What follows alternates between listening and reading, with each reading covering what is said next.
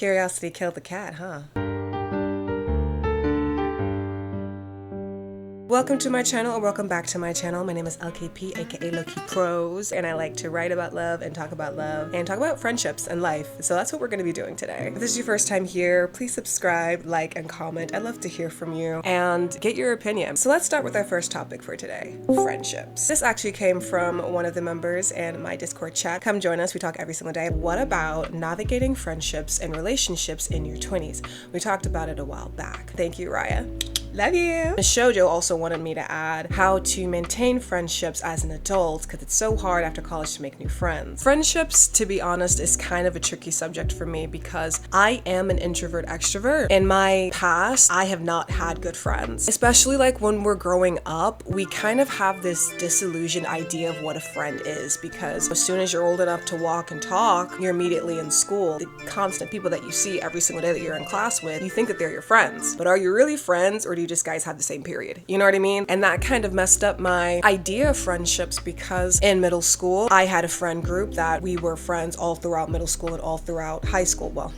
kind of like the middle of high school. You know how your parents know that like you have shitty friends before you know you have shitty friends? Your frontal lobe just hasn't developed yet for you to recognize, oh, this person is actually a really bad person. Oh, this person actually does not have my best.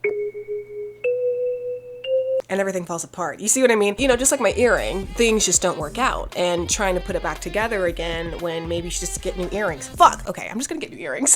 I had the tendency of like when things aren't working out, just trying to make things work and trying to make them work out. But if it doesn't work out, stop trying to make it work out. It either is or it isn't. And you know what? I love these earrings, but they're a huge pain in the ass because they never stay in. But I wear them anyway because they're cute. The first thing about maintaining friendship is making sure you have a good friend group. Do your friends ask you how you're doing? If they don't, they might not care about your well-being. Really be honest with yourself. And when I say be honest, I mean being honest with yourself when something in the friendship is not working out, or they say something that upsets you. They suggest something that you're like, actually, I don't really want to do that. Let's do something else. I think when you have that honesty in a friendship, it builds a stronger friendship. I found that to be easier said than done. I will fester a lot of things that upset me for the sake of peace. And what peace is there really? Like, you're really letting them get away with hurting you and you being left with emotional collateral of their behavior. And it's not yours to carry alone.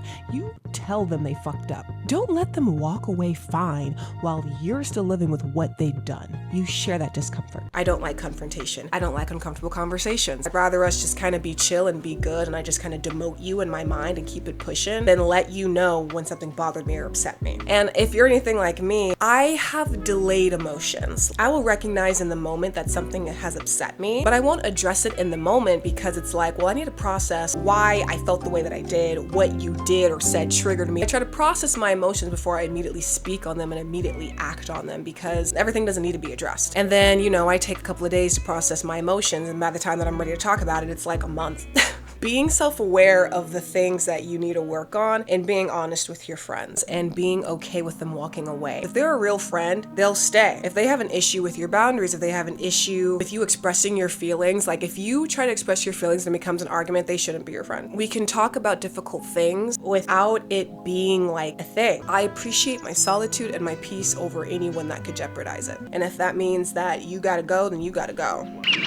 When something affects my peace, I will just take a mental note and be like, okay, I'm demoting you in my mind. We're cool, but I don't fuck with you. It's like, okay, like I know how you operate. I'm good on you. That's kind of fucked up though. You need to tell people, but at the same time, it's just like, sometimes people are very well aware of what the fuck they're doing. I kind of, especially for new people in my life, I stopped giving people the benefit of the doubt. Your network is your net worth. Your friends can either do three things. They can either take you, drag you, or maintain you.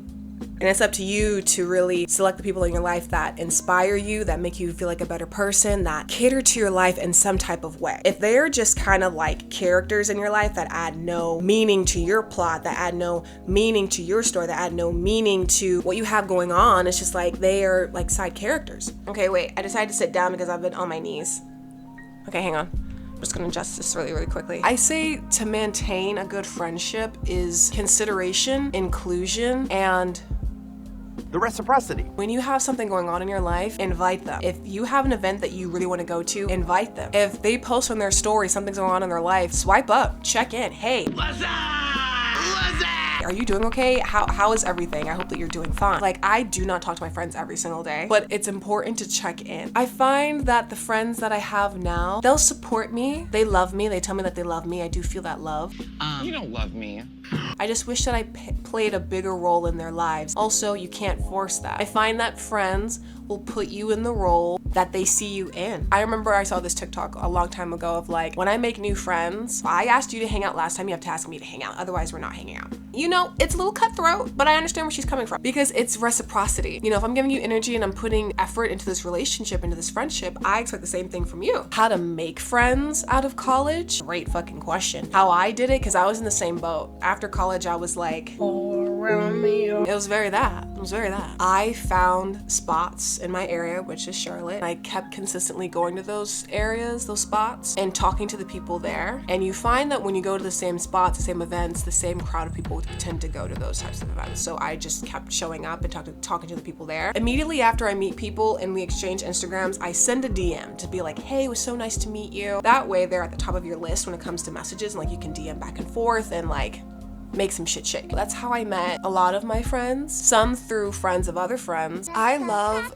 making friends through your friends groups. Those are like the best, like intermingling friends. It's important to be around people that inspire you, that do cool shit, but don't be a friend collector. That's lame. Like, you can just kind of feel when someone is like on your same frequency and who isn't. If it means making an appointment to see your friends, make an appointment to see your friend, put them on your calendar, girl. And then the question, like, I can see you guys maybe saying is like, well, I feel really annoying, or that I'm like bothering my friends. I'm just like, would you want your friends to feel like they are bothering you when they ask you if they want to hang out with you? No. Your friends want to hang out with you. Why do you have someone in your life that you feel like you're bothering when you want to spend time with them? If you fear how someone will interpret your effort as annoying or bothersome, they shouldn't be your friend. Like, I find that everyone kind of falls into like 5 categories. Acquaintances, you know their name, they know your name, you like talked once. Mutual, you guys have chatted multiple times. You guys go to the same events. Y'all don't hang out, but like you're cool, like you guys talk. A friend, you've hung out with them more than like 4 times. Best friend, I'd die for you. Soulmate.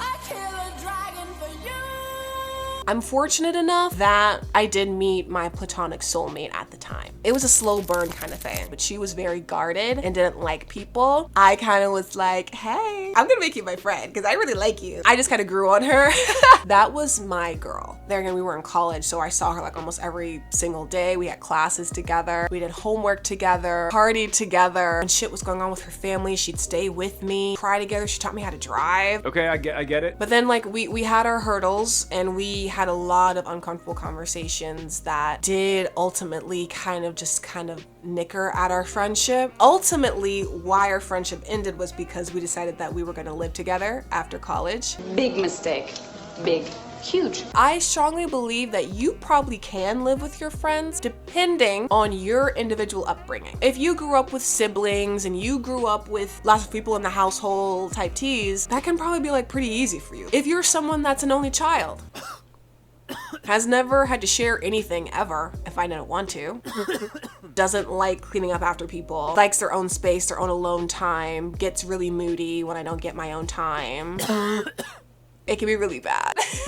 I just don't fuck with roommates. And I thought that I'd make an exception for her because I loved her so much, but it's really, these hands are E for everybody. Not that we were even fighting, but like, it just didn't work out. I strongly believe that to this day, if we didn't live together, we'd still be friends to this day. Some people you can love but not live with, which is insane. You think of like marriage is like, well, you gotta live with your husband, right? And then I came to this thing, and I'm just kind of ranting, but like we can just talk about it. I had this like wild idea that I was like, oh, maybe I'm not a wife. I was reading this book on how to be the prize. The author had very strong Christian values of like what a wife is supposed to be. And I was like, if that is what a traditional wife is, then I am not a wife. I wouldn't want the government in our relationship because I don't date for marriage, I date for death.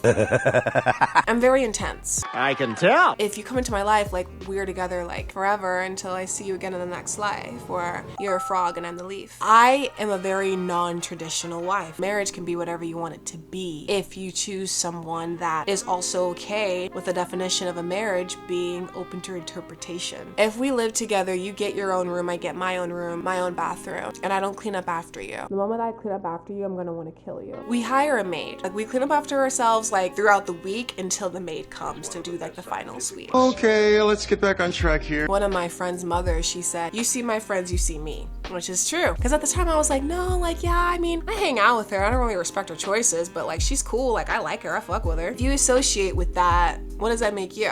Now check that. Some friends you just have because you like to hang out with them. Maybe you don't tell them everything. Do I think that you should vent to all your friends? I don't think so. I don't think so. Some friends are for different reasons. And I hear y'all go, well, why would you want a friend that you can't vent to? Well, first of all, I don't like venting my problems to anybody. Some of my friends know about things that other friends don't. Because for one, I just don't like repeating myself and telling the same trauma over and over and over again. You can really find out a lot about a friend by your vulnerability with them. I have a friend, and I was telling her about something that was going on in my life, and I was very vulnerable about it and just kind of being real, just kind of being fucking honest. She called me something that I vehemently do not agree with. And instead of like her coming from like a non-judgmental place, she called me something of like how she viewed me to be. I kind of took a step back and I was like, oh, so you're not someone that I can really talk to about things. Some things are hidden behind a lab to see what the fuck they can get away with and see what you can pick up on. Some things are just like a little undercut. It's like, oh, that's how you feel. When I care about the relationship, I will discuss and I will talk about like, no, like I really want us to talk about it because I really value you in my life. Like I want to have you in here and I want to talk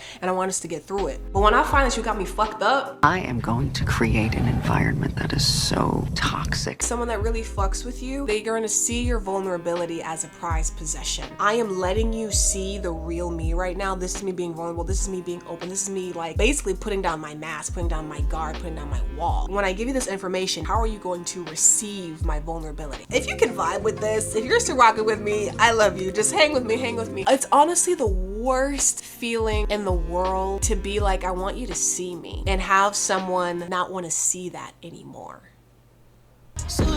That'll make you just not want to open up, not want to trust anyone ever again. It's hard because you won't know if you can trust them until you do. And if they do reject it, or if they don't accept it, there's not anything wrong with you. They're just not meant to. And that's it. He just wasn't meant to. But what I am meant to do, hang on. I'm eating a mint now to kind of calm my thoughts. When something does work out, or when you do meet people and it just happens to be like by fate, you were meant to. You were meant to. Thank you so much for my Discord community for giving me ideas in this video. I know we kind of went off on a tangent Multiple times. and if you're new here, I do that a lot. And that's actually gonna lead us into this week's short poem. Ow. This is from my book, The Profundity of Love. I wish you and I rhymed, but we were too off key. We're just two lonely metaphors in a world full of similes. If you like what you've heard and like what you've seen, follow me on everything at l.k.p. I'd love to hear from you. How did you meet your friends? How do you meet new friends? What kind of wife do you want to be or not be? What kind of husband do you want to be or not be? Do you believe in God?